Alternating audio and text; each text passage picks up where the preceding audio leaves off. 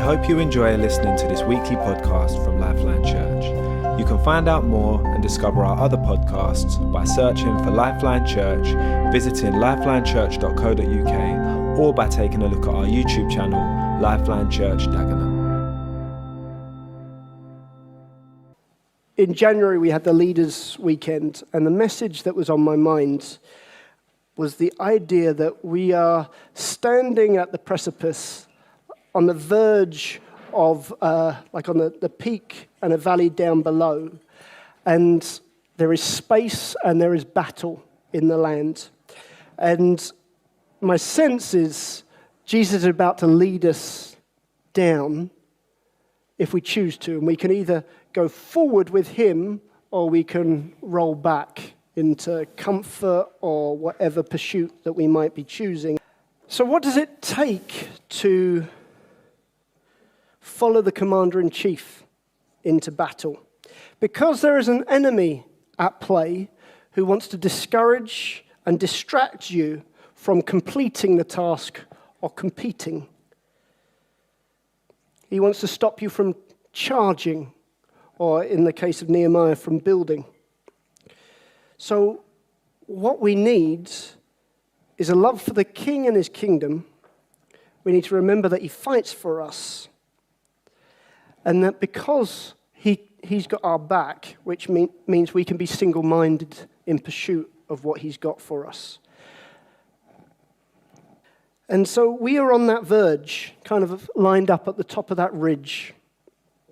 And we're looking over the battle in front of us. We're looking over the space to be filled. And that can be different for you each individually. And I can say some things for us corporately, because there's so much space to fill. There's so many battles to be won. So we're about to move into a new building. That's going to give us a whole bunch of opportunities we weren't expecting before. I'm thinking about our children and our young people. How do we equip them to be successful for God in this world? I've been wondering, what does it mean to pour out the oil like we've done with Lifeline Network over the years? I'm wondering, how does this current battle over the land grab in Sierra Leone get concluded? We've been given God has given us a mission, and he equips us for that mission. And we're going to look at the story of Nehemiah, because he was given a God-given mission, and he had to overcome discouragement and distraction. And we're going to see if we can get any answers or any help from his story.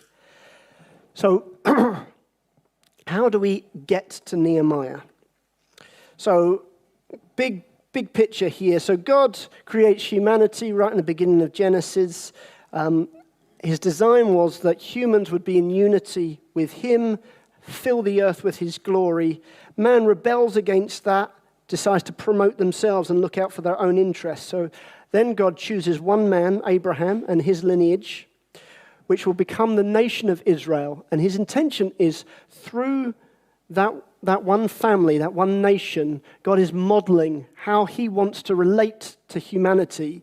And from there, it will reach out and all nations will be blessed. So we see God rescuing Israel after they got caught up into slavery in Egypt. He settles them into a promised land with the understanding that if they obey God, things will go well. If they refuse God and deny God, things will go bad. Particularly, they will be conquered by other nations. So Israel and her kings, they rebel, and other nations come and destroy them, and they carry Israel off into exile for 70 years. But God moves in the heart of the king of Persia, who is ruling at that point in that region. And Cyrus starts to allow teams of Jews to return to Jerusalem. So the first guy is a guy called Zerubbabel. Which I always love Zerubbabel because I always think he goes bouncing back. And so Zerubbabel goes bouncing back and rebuilds the temple. Then Ezra, a priest, goes back and tries to teach them the law. And then finally we get to Nehemiah, who at this point is serving as the king's cupbearer. So Nehemiah hears that some of his family members have just come back from a visit to Jerusalem. And so he asks him, how's things going in Jerusalem? How's the promised land? How's things working out? And they give a pretty sad report, because back when Jerusalem was conquered, it was burnt down to the ground. And so it's the walls are ruined. The gates have been, so it says, the walls of Jerusalem remain broken down and its gates have been burnt with fire.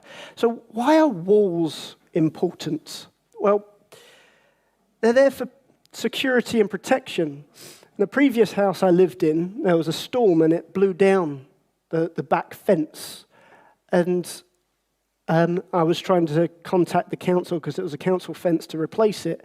And my neighbour came around one night to say, I can see someone in your garden, because there was no wall to protect the area. There was no fence. People could come and go as they please right into my home.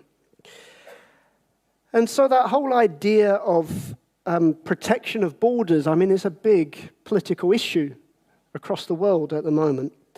But it's not just security and protection, it's also identity. Because when there's no walls, there's no control over who the people are within those walls. So you don't know who you're talking to at any point. Also, you can't manage what influences are coming in and out. So if you just imagine, even from a social media perspective, I mean, if you're like me, you're beginning to think, one day my kid is going to have a smartphone. I did not have a smartphone when I was their age. How do I protect them from these influences? Because where are the borders? Where are the walls? Where are the boundaries that control who gets to come in and speak and influence my children?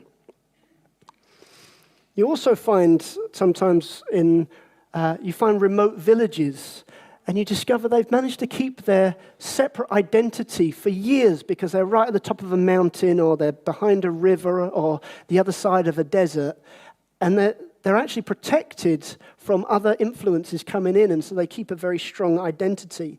And that was true for Israel. They were meant to have a very clear identity. That God set out all these rules to make them stand out, to make them be different between what they're allowed to eat, what made them pure and impure, who they could marry, how they were to do business. They had a very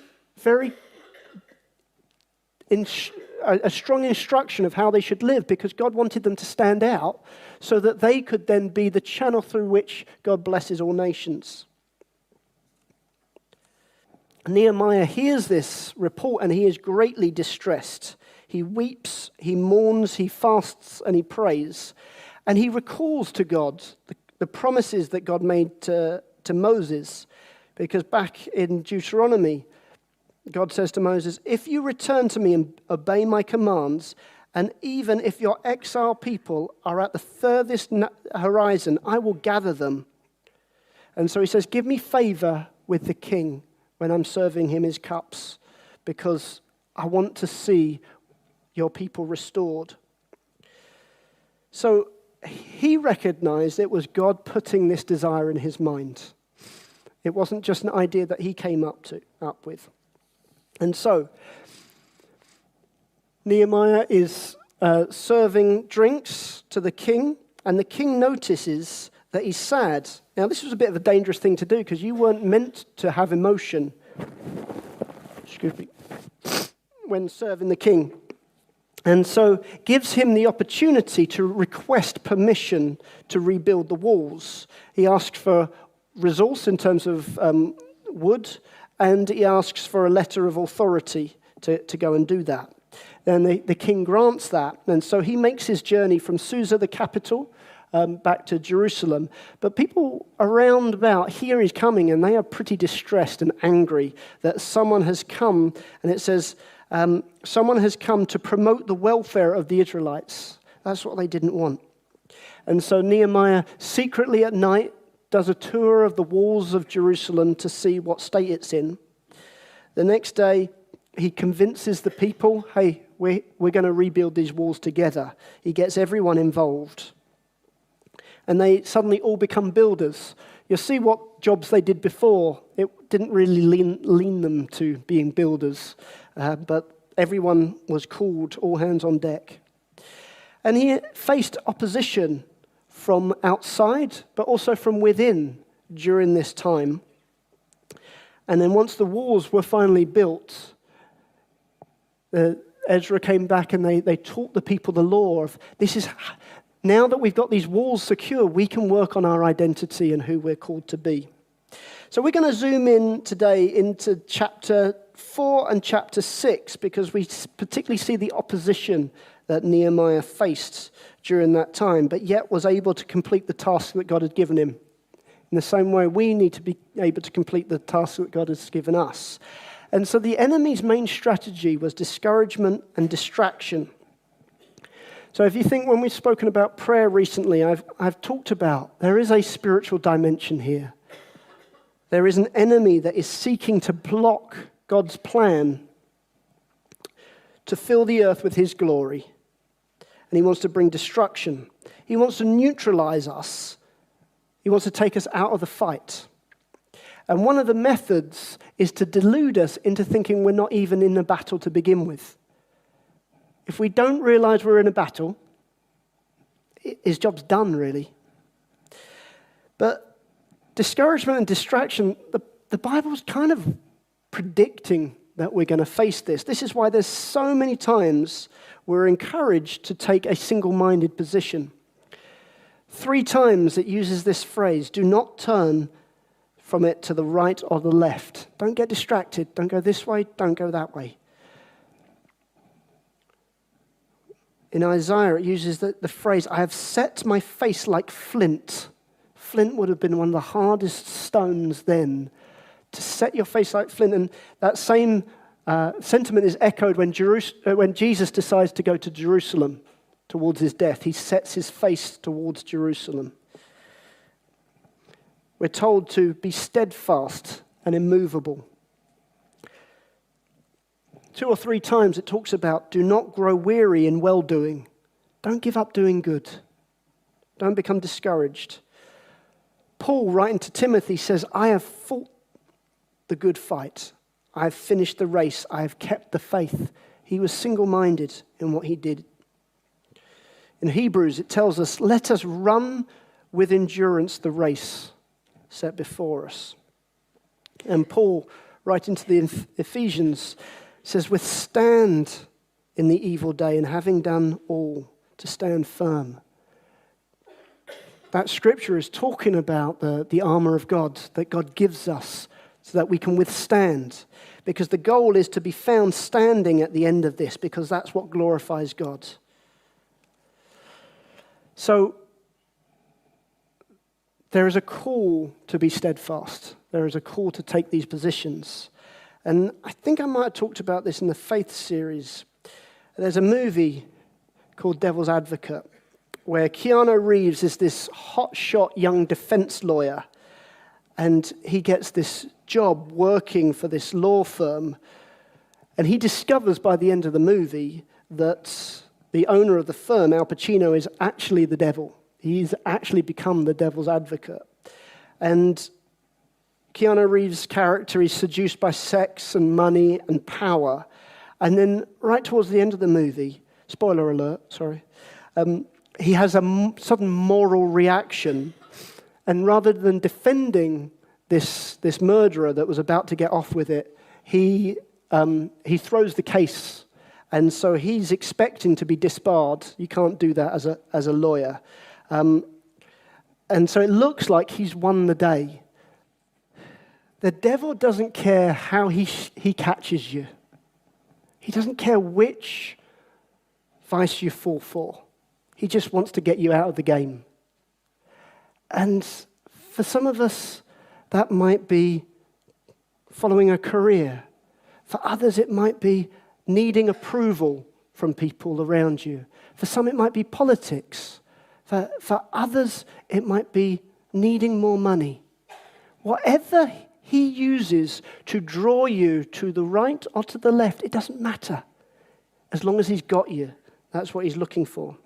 And so there were many strategies that Nehemiah's enemies used. Now, in the book, we see there's a number of key enemies outside of the Jewish people in Jerusalem. The key guys here are Sanballat and Tobiah. Geshem appears a little bit. And they use a number of different methods. So right from the beginning, we see that they come in with mocking. So in Nehemiah 2:19, they mocked us and ridiculed us. What is it you are doing? They asked. Are you rebelling against the king? So they're suggesting they don't know what they're up to, and they're against what the king's doing. And then in Nehemiah 4, it says, he ridiculed the Jews, this was Sanballat, and in the presence of his associates and the army of Samaria, he said, what are those feeble Jews doing? Will they restore their wall? Will they offer sacrifices? Will they finish in a day? Can they bring the stones back to life from those heaped rubble, burnt as they are? There was that can sap the energy and the heart out of you when you're hearing people being as disdainful as that. One of the guys, Tobiah, even says, even a fox climbing on that wall will make it fall down. But it's interesting because when you're reading the narrative, you can actually see that their motive for their mockery was actually insecurity. They were angry and afraid of what Nehemiah was doing. It says in Nehemiah 2:10, he was deeply disturbed by Nehemiah's arrival. And in Nehemiah 4, Sanballat heard they were rebuilding the wall. He became angry and was greatly incensed. So when we face ridicule, just be a little bit aware. There might actually be something other than entertainment that's going on here for those voices. After that, they threatened to attack. So in Nehemiah 4:8, they plotted together, all of the enemies, to fight the people in Jerusalem. Interesting, Prince messaged me this morning. He said, all of those guys that claim ownership of the land, they're all getting together and plotting together. It's interesting. Right? The story just keeps speaking truth to us today. We find out later, though, once Israel rise up and prepare for battle, and they really do prepare. They've got guards stationed, even those that it talks about those carrying bricks with one hand held a sword in their other. So they were not shrinking from the fight. And because of that, the enemy had to pull the plug on their proposed attack, because if you stand up to a bully, the bully will back down. Afterwards, they try and negotiate. They send a letter, come, let us meet together in one of the villages on the plain of Ono. I think there's a clue in the name, you know. Don't ever be drawn out by an enemy to a place called Ono. So, again, a very different strategy. Let's have a conversation. Let's see if we can resolve this. Prince has had envoys from the minister come to him in the last few days saying, come on, let's just let bygones be bygones. And he said, no, this matter's now in court. What happens the next day? The police turn up and start attacking. So they're using different strategies all the time. After that, they send an open letter. So I guess that would have been read out in front of lots of people. So it's not just as disheartened Nehemiah, but disheartened all of the people of Jerusalem. When they're reading it out, they're saying, look, there's rumors, and some people say that it's true, that you are about to set yourself up as the king of Jerusalem, and you're about to rebel against the king of Persia, which would be bad news because he's the king of Persia sponsoring and is by far the greater army at this point. And Nehemiah says, you're just making this up in your own head. None of this is true. But it was a blackmail. It was threats to say, if you do not do what we say, we're going to send this information to the king of Persia, and then we'll put you out. And then finally, they actually tried to use some of the noble of Judah, so those inside the walls, to actually speak positively about Sanballat and Tobiah. So that's a pretty nasty move as well. There are also enemies within the walls. And so we see that the nobles of Judah,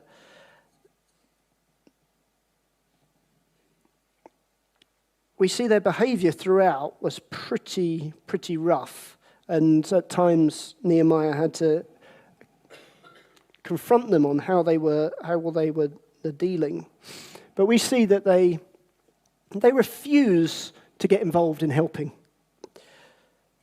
They refuse to put their shoulder to the work, it says. So everyone's working, even the family members are working, the children, the daughters are working, but the noblemen refuse to work.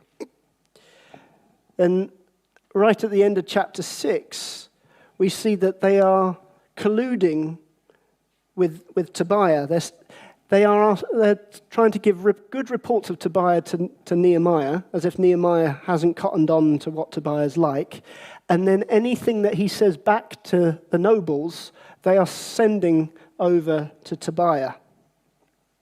And this was because they had divided loyalty.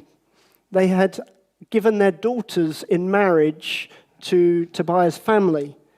And you can see why it was so important that God told Israel not to intermarry with those around you. It splits the loyalty in what God's called them to do. And lastly, we see an attempt to entrap Nehemiah. And this was a guy called Shemaiah, who seems to be Nehemiah's friend. And he went to visit him inside the walls to see how he's doing. He said, he claimed to be a prophet, and he said, you need to run right now into the temple, because that's the only safe place, because some bad guys are coming to kill you. And Nehemiah said, no, I don't. Should I run like that right now? I'm leading the people to build this work, and you want me to run for cover for myself? What example does that set? And I'm not going to use the temple as my safe haven, where it's where I go and worship my God. I'm not using it for my benefit, I use it for his.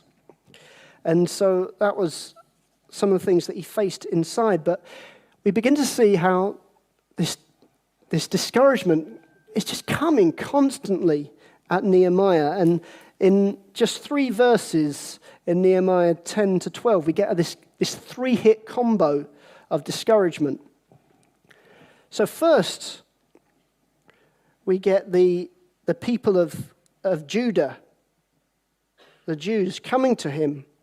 And they said, meanwhile, the people in Judah said, the strength of the laborers is giving out, and there is so much rubble that we cannot rebuild the walls. That's the first thing. That was coming from the people that were actually on his side, that were working with him. And this morning, as I was thinking about this, I think there's a word for some of you here today. There is too much rubble to be able to do the work that God's given you to do. And the interesting thing about when Nehemiah requested resource from the king of Persia, he asked for timber.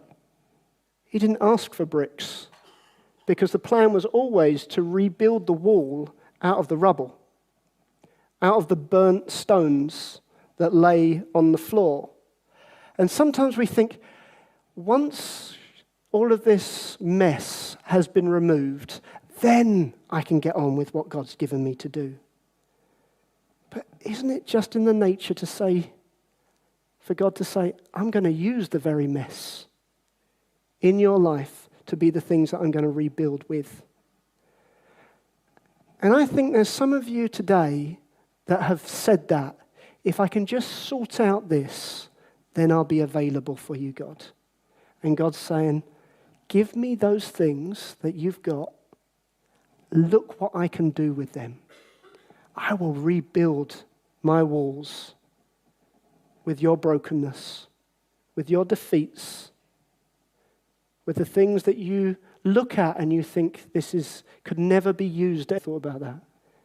I think it's for everyone as well that put your hand up. But those were the two of the names I was thinking this morning. Our God is in the business of restoring what looks lost, that looks defeated. So be open for God to change how you view your rubble.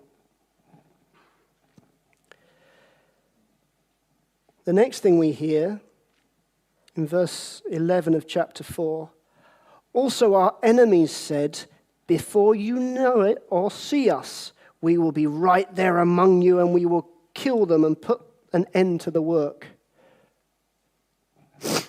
So that's the threat that they've got coming. They're still being jeered and taunted by those around.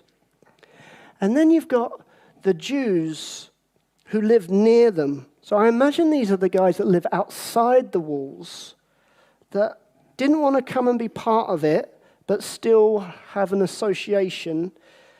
They said, wherever you turn, they will attack us. They told them 10 times over. Imagine being told that 10 times over. What an effort to try and take away your heart for the battle. And I could feel a sense of panic just reading this. Like, oh my goodness, how's Nehemiah going to respond to this? On Friday at Fusion, we talked about 12 times the work in Sierra Leone could have been wiped out. The rebuilding could have been halted. But that wasn't just danger of death or danger of resources being taken. If they compromised their character, if they allowed bitterness, unforgiveness, or self-protection, it would have undermined their opportunity to be part of what God was doing. Because if you live in self-protection, that was what happened in the garden right at the beginning. That's where we step out of the unity that God wants for us and we actually take it into our own hands. We seek our own welfare rather than His. That is just as bad as having your resources taken or your lives taken out. So how does Nehemiah respond to these potential discouragements and distractions? Well, he sets his face like flint. And he does it by remembering that he knows a wonderful God with a wonderful mission. A key point in chapter 6. So Sanballat and Geshem sent me a message. So it's probably a messenger that came to him. And the messenger says, come, let us meet together in one of the villages on the plain of Uno. But they were scheming to harm me, so I sent messengers to them with this reply. I am carrying on a great project and cannot come down. Why should the work stop while I leave it to go down to you?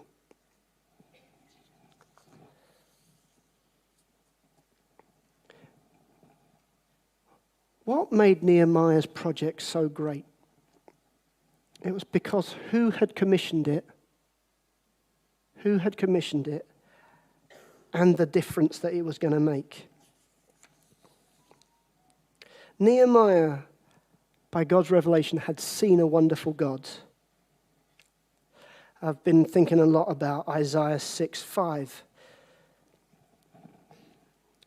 Woe to me, I cried, I am ruined, for I am a man of unclean lips, and I live among a people of unclean lips, and my eyes have seen the King, the Lord Almighty.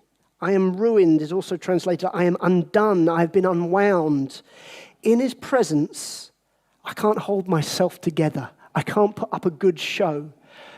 Maybe when I compare myself to Jack, I'm pretty good, you know? And if I compare myself to Mark, I'm excellent. But when I compare myself To him, I'm ruined. I'm wrecked. I got nothing. My best day is abhorrent in comparison to him.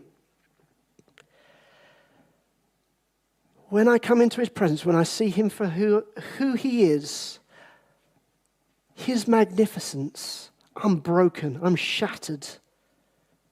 It's a natural response to seeing him. And when I've seen him, he's taken my breath away.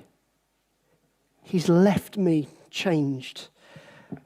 And I couldn't do a teaching without having another Dan Moeller killer phrases. So this is just him describing what happened.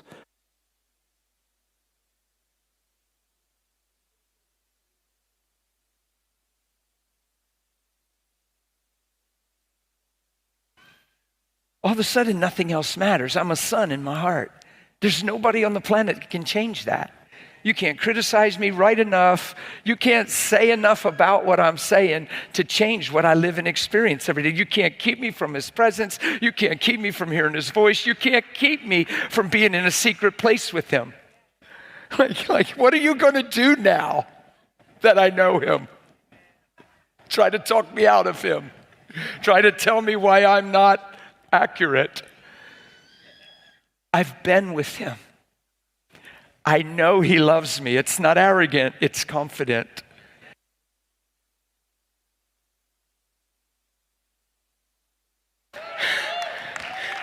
I got Christ in me. You can't stop me now. The train's rolling. I see something. And it's changed me forever, and it's put holy madness in me. I'm not waiting for you to do right or change. He's done right and I'm changed. Yay. See, I got to live with me. I like it now.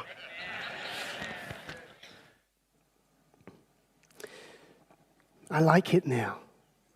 I've seen myself in the context of who he is, and I'm undone. I'm changed. I cannot unsee him now I've seen him. We sometimes sing that song, this is the Holy One. This is God's own Son. This is the King of Kings. This changes everything. It changes everything once you've seen him. I realize he is worth everything I have, even my own life. That's not a noble position. It's just basic calculation. It's reasonable. Romans 12:1, I beseech you, therefore, brethren, by the mercies of God, that you present your bodies a living sacrifice, holy, acceptable to God, which is your reasonable service. It's just reasonable. It's just normal once we've seen him. I've used this a few times, but John Piper's quote that no one goes to the Grand Canyon to feel better about themselves, to boost their self-esteem. You go to the Grand Canyon to get lost in awe and wonder. God invites us to become besotted with him, to see who he is and realize he is everything that we've wanted. He is everything that we need. He's everything that we've looked for wherever we've been looking.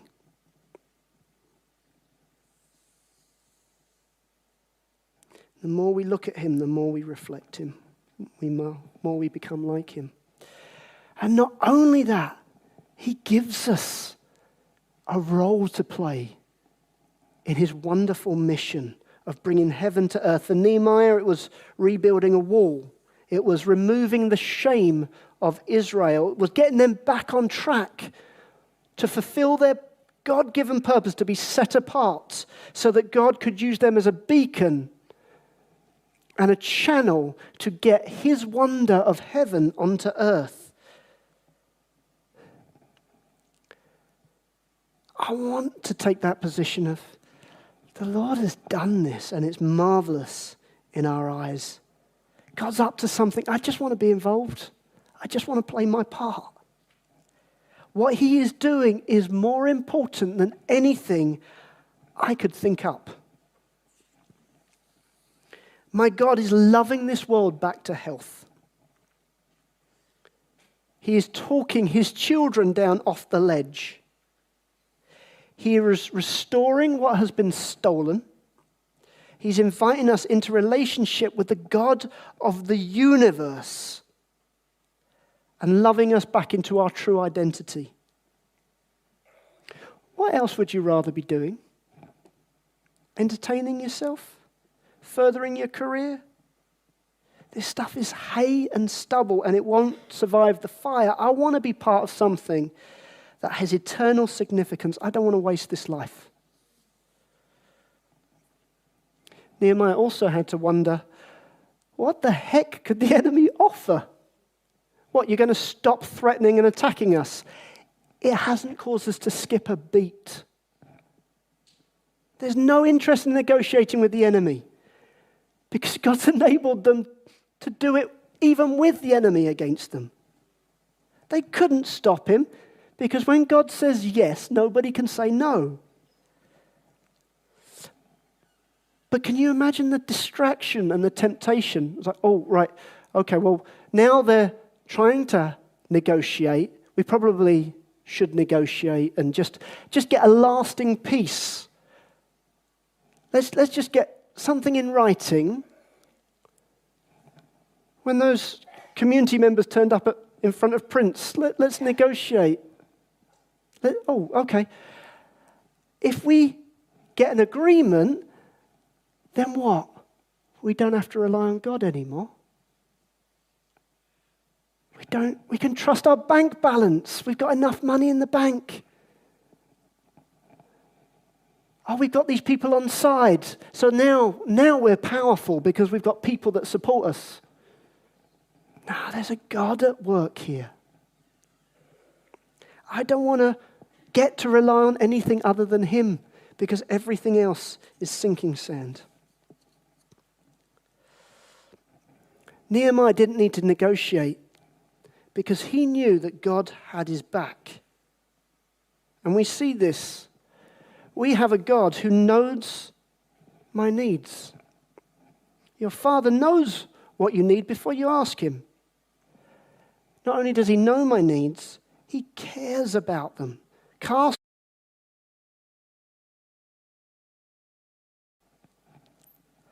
So not only does he know your needs, not only does he care about your needs, but he will meet your needs. My God shall supply all your needs. How do we know this? Because he did it. He met our ultimate need, the one that we didn't even know needed to be met when he sent his son to die on the cross. Romans 8:32. He who did not spare his own son but gave him up for us all, how will he not also, along with him, graciously give us all things? Because he knew that God had his back, Nehemiah rather talked to God than his enemy. We see it countless times, even just in these 2 chapters. When all of the threats and intimidation, he prays, "Hear us, our God, for we are despised." He doesn't try and talk himself up to his enemy. He just talks to his God. But we prayed. In response to what the enemy were doing, we prayed. And there's a point where they're trying to discourage Nehemiah, and they said that they were hoping that I would lose strength in my hands. But I prayed, strengthen my hands. That's a good prayer. Strengthen my hand to complete the things you've given me to do. And he didn't strike out for revenge. But he said, God, remember these guys. I leave it in your hands what you're going to do with them. Because God has his back, he recalibrated and he helped the people recalibrate when they were getting worried. Don't be afraid of them. Remember the Lord, who is great and awesome. The Faith series was all about, let's remember, recall, bring to mind, consider. At the Leaders Weekend, John Guido talked about consecrate. That's what it meant. It's remember who he is. And because they knew that God had their backs, they trusted God and they acted. It wasn't one or the other, it was both. And we see that time and again. We prayed and posted a guard. Remember the Lord who is great and awesome, and you fight for your family. You've got a role to play in this. The enemies heard that we were aware of their plot and that God had frustrated it. So you're aware of it, but it was actually God doing it. The dual relationship of us with God. And they said, right, when the trumpet goes, you've got to come because that's where the battle is. Run towards the sound of the trumpet. So come and fight, but our God will fight for us. And that line has reminded me of this song. I want this song to speak to you, where you feel intimidated and in battle at the moment, that our God fights for us. 3, 4.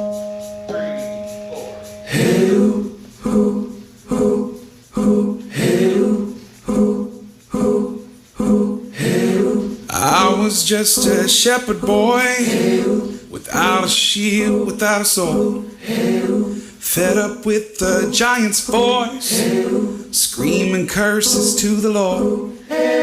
Now I walk down the hill alone, with a pocket full of river stones. But what the Philistine couldn't see is what I had was more than me. See, on my own I'm weak, but my God fights for me.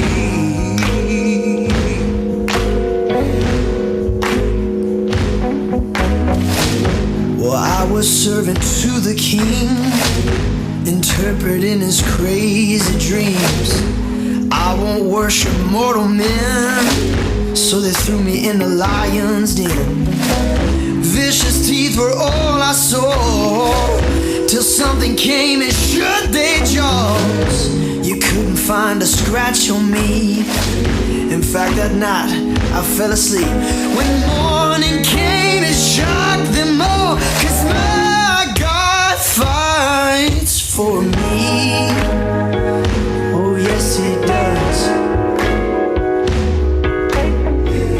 I stumbled into the room with alabaster and my wounds.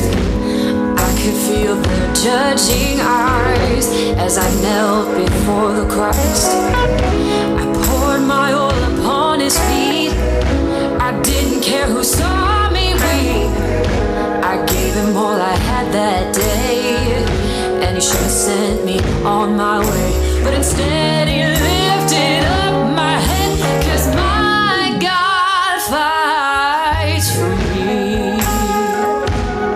Whoa, whoa. He's my shield, he's my sword. The victory is the Lord's. He's my shield, he's my sword. The victory is the Lord's.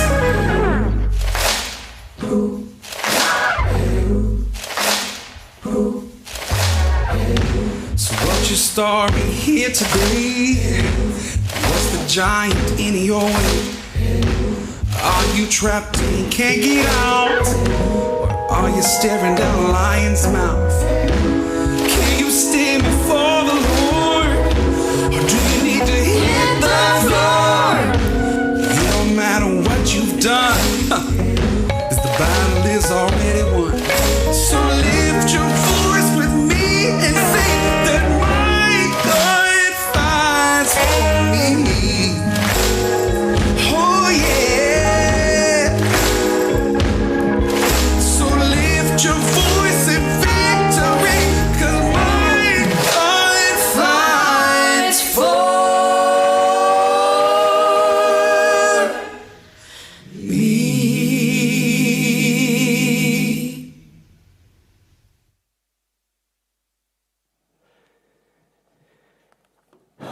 My God fights for me. What do you face today? What are the giants in your way? He fights for you. He's got your back. And because he's got your back, it means you can give your full attention to his will. But seek first his kingdom, his righteousness, and all these things will be given to you as well. Because he has my back. And he reinforces this revelation every day, meeting every need. I can live recklessly. I can give generously. I don't have to hoard, steal, manipulate. I don't have to be about my own self-interest. I am my Father's son. And he didn't hold back from me. When he asks for something from me, I don't want to calculate if I've got enough to give him and still meet all of my needs.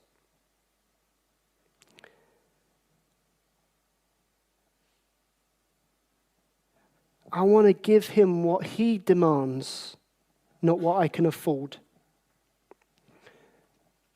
Because he's not failed me yet. He's not failed me yet. But if he calls me to do something, and my first reaction is, have I got enough time, energy, resources? Will I get to watch that box set series? Will I get to hang out with my friends? Will I get that career opportunity or that extra education? I'm in danger of turning to the left, to the right. I wouldn't have set my face like flint, become single-minded in the things that he's called me to.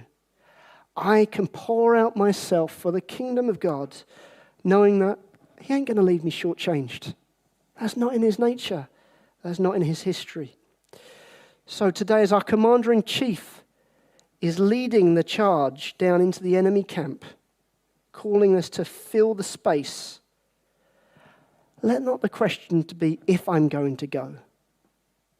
Let that question already be settled. Because even if I limp, I'm running with that limp. I'm trusting him to fight for me. Let not the question to be if I'm going to go. Let that question already be settled. Because even if I limp, I'm running with that limp. I'm trusting him to fight for me. Thank you for listening to this podcast by Lifeline Church. We hope this message has been an encouragement to you. We are a relational church who live to demonstrate God's love to one another and our surrounding community in real and practical ways. We believe that this love can restore our families, our friendships, our communities, and our nation. We'd love to connect further with you, so please visit our website, lifelinechurch.co.uk, or interact with us on Facebook at lifeline.church.uk.